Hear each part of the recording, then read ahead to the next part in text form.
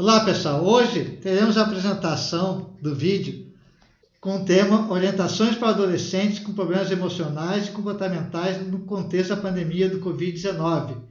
Antes de prosseguir, não esqueça de se inscrever, se gostar, dê o seu like.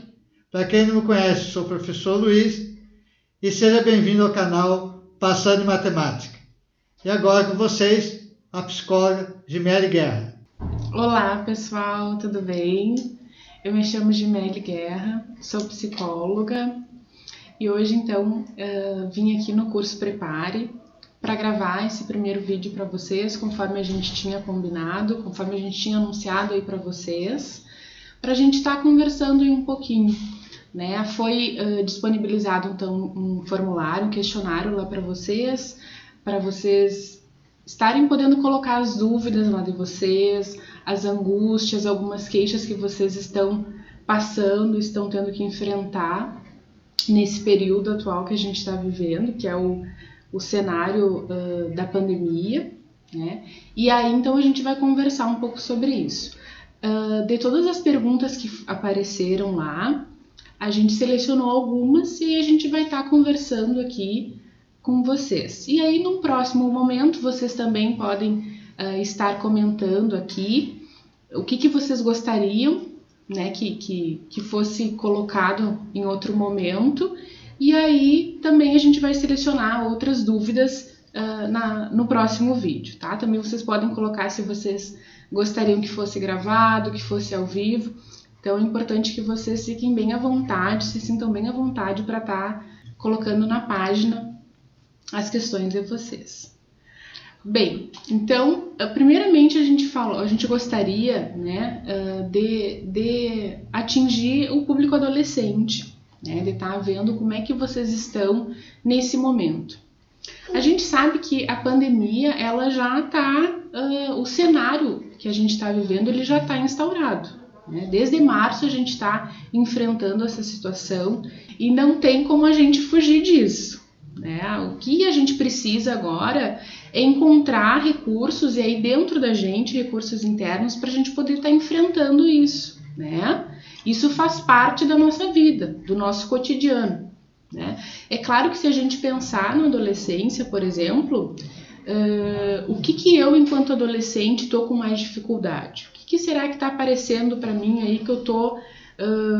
isso, Gimélia, está complicado de eu enfrentar, de eu... levar adiante, né? O que está mais difícil aí?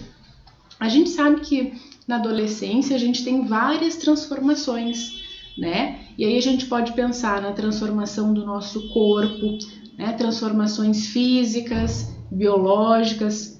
Somado a essas transformações, a gente tem as transformações emocionais, né? Dentro da gente, internamente, são vários conflitos que a gente tem, né? A gente não fica se perguntando, aquelas dúvidas, quem sou eu, né?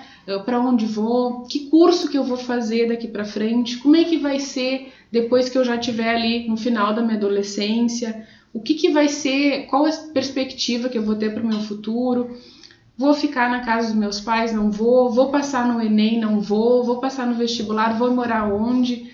Né? São vários os questionamentos que passam pela nossa cabeça enquanto a gente é adolescente, enquanto a gente é jovem. E isto é natural.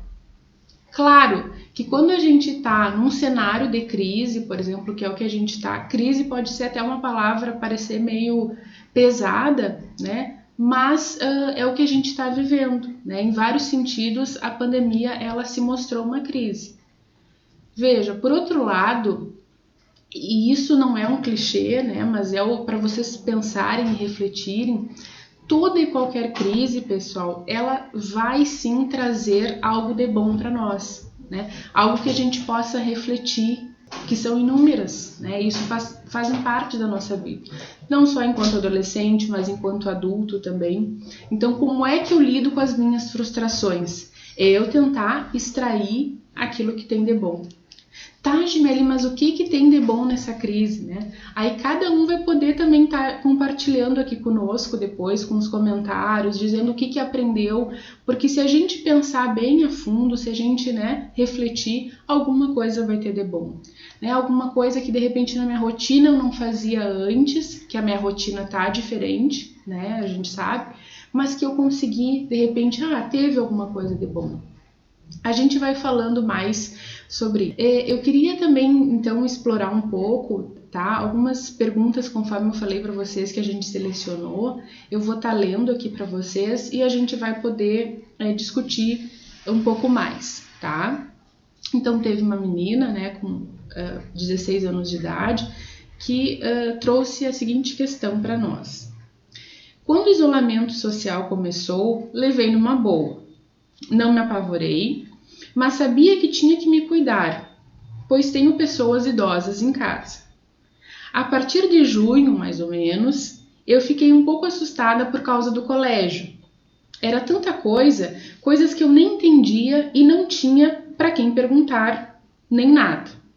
Comecei a perceber que meu segundo ano do ensino médio estava passando e a minha meta estabelecida no ano de terminar o ensino médio com um curso técnico estava indo por água abaixo.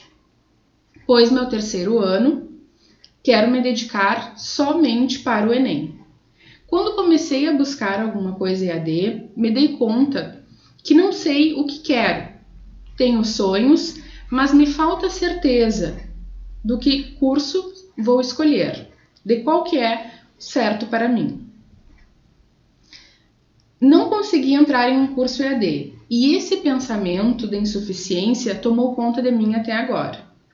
Às vezes piora, às vezes esqueço e assim estou seguindo, procurando entender o que posso fazer, tentando acreditar que tudo tem seu tempo, mas não tá difícil, mas é tão difícil para mim porque sempre sonhei em ser uma mulher bem-sucedida, alcançar meus objetivos, estudar e conseguir o emprego dos meus sonhos.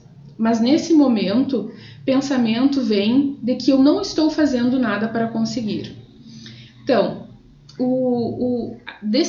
ela escreveu mais coisas, eu vou ler aqui para vocês, mas desse extrato que ela pôde nos trazer aqui, a gente percebe então que ela tem, né, ela traz uma dúvida, né, em relação ao que ela vai, tem dúvidas ainda sobre qual a profissão que ela vai escolher. E nesse sentido, a minha orientação, então, é que tu possa fazer uma orientação profissional, né, com algum profissional qualificado para isso, né, porque vai ajudar ali a fazer isso. Não é terapia, né, são 2, 3 sessões que tu vai fazer uma avaliação, então, para te ajudar, para te auxiliar no processo da tua escolha profissional. Isso é natural, não precisa tu ficar angustiada, faz parte, né, do período da adolescência, como eu havia dito anteriormente. A gente fica com muitas dúvidas e uma delas é a nossa escolha profissional, certo? Aí ela também trouxe aqui que ela é do segundo ano, né, pessoal?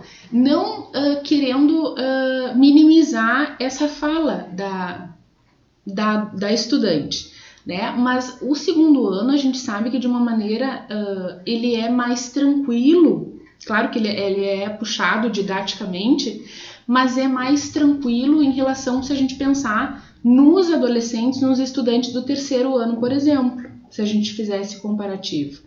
Por quê? Né? Os estudantes do terceiro ano, a angústia é maior ainda, porque, como eu falei, a busca pelo curso, a angústia de passar no Enem, né? As dúvidas, eu preciso passar, aquela pressão, aquela cobrança interna, a autocobrança, a cobrança também natural dos pais, isso é inegável, né? Então, o do segundo ano, digamos que ele tenha um tempo, né, maior para ele assimilar e acomodar essas dificuldades, esses conflitos que vão aparecendo, certo? Também aqui ela traz a outra fala, outro recorte, né, que nós elaboramos para vocês, ó. Eu sei que exijo demais de mim, por ter planejado toda a minha vida.